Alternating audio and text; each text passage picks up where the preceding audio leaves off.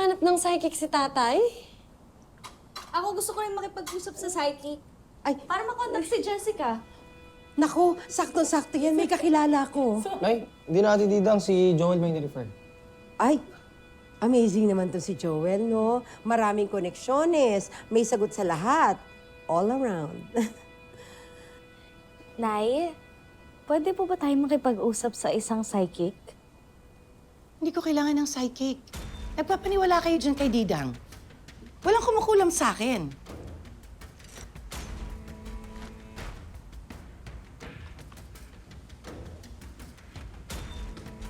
Ako na naman. Bakit sa kulam? Tsaka bakit ako? Hindi, ba't sa kanya? Nakikinig ba siya sa usap? Di ba si tatay yung pinag-uusapan niya? Nakikinig naman siya, naririnig naman niya tayo.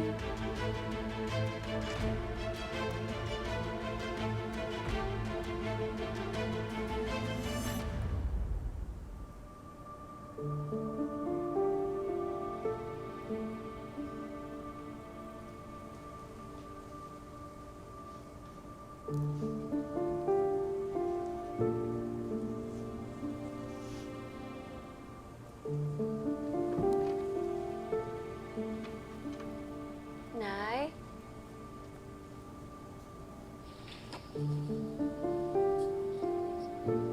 Nay, okay ka lang?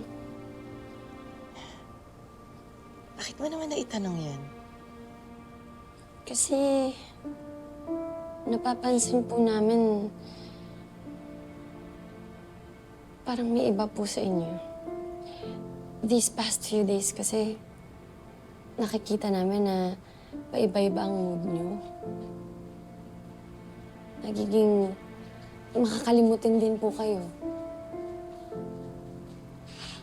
Tsaka, minsan natutulala kayo, Nay.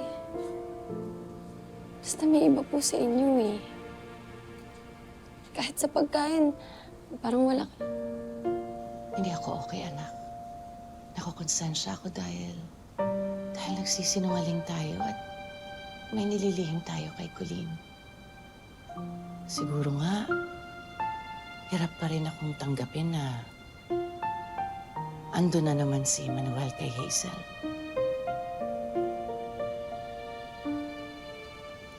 Pero huwag kang mag-alala. Nakayanan ko naman noon nung iniwan ako ni Manuel. Kakayanin ko ulit. Tsaka, nandiyan naman kayo eh. Sa inyo ako humuhugot ng lakas. Nay, ganun din po kami. Kayo rin po ang lakas namin.